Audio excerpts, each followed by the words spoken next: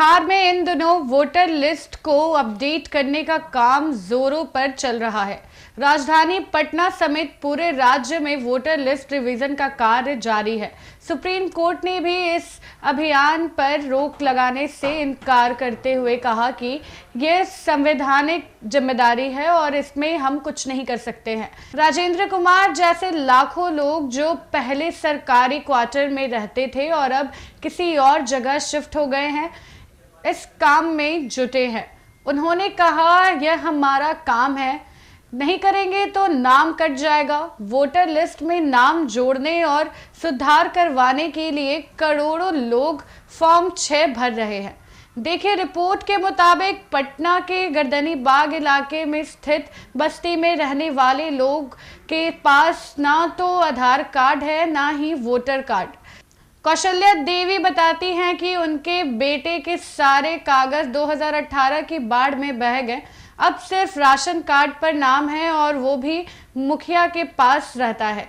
वहीं आशा देवी, जो 10 साल से एक इलाके में रह रही थी और अब किराए के मकान में शिफ्ट हो गई हैं, कहती हैं, हमारे पास वोटर कार्ड नहीं है, सिर्फ राशन कार्ड है। बीएलओ ने कहा है कि नाम उसमें भी हो तो काम चल जाएगा।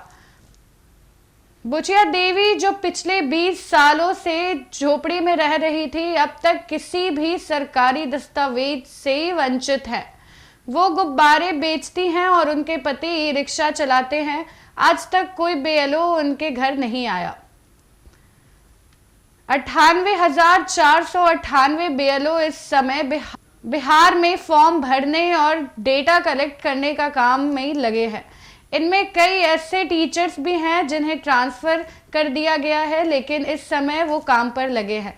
गर्दनी बाग की बीएलओ सुनीता कुमारी कहती हैं, हमारे पास 12,004 फॉर्म है, लेकिन अभी तक सिर्फ 150 ही अपलोड कर पाए।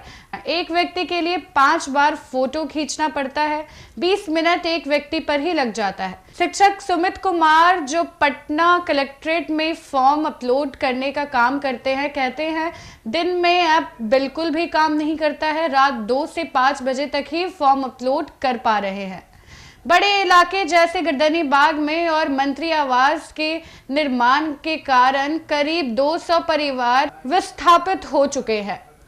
इनमें से कई झोपड़ियों में रहने वाले हैं और बीएलओ को उनका पता नहीं चल पा रहा है। कई लोग काम पर होते हैं या इलाके में नहीं मिलेंगे, जिससे बीएलओ को इकट्ठा करने में दिक्कतें आ रही हैं। 1 अगस्त 2025 से मतदान सूची में नाम जुड़ने के नियम बदल दिए जाएंगे। अब फॉर्म 6 के साथ सिर्फ आधार की कॉपी देना काफी नहीं होगा, साथ में घोषणा पत्र और अन्य दस्तावेज भी अनिवार्य होंगे, यानी प्रक्रिया और भी सख्त कर दी गई है। बिहार में वोटर लिस्ट सुधार का काम जरूरी है और संवैधानिक है, मगर जमीन स्तर पर बहुत ही ज्यादा समस्याएं आ रही हैं। आम लोगों के पास जरूरी दस्तावेज नहीं है और बीएलओ को टेक्निकल दिक्कतें आ रही हैं। सरकार और चुनाव आयोग को इसे आसान बनाना चाहिए, ताकि हर नागरिक का नाम वोटर लिस्ट में सही से और ढंग से जुड़ सके। बाकी ऐसे ही तमाम अपडेट्स के लिए बने रहे एक न्यूज़ 24 के साथ। मैं श्रुति, धन्यवाद।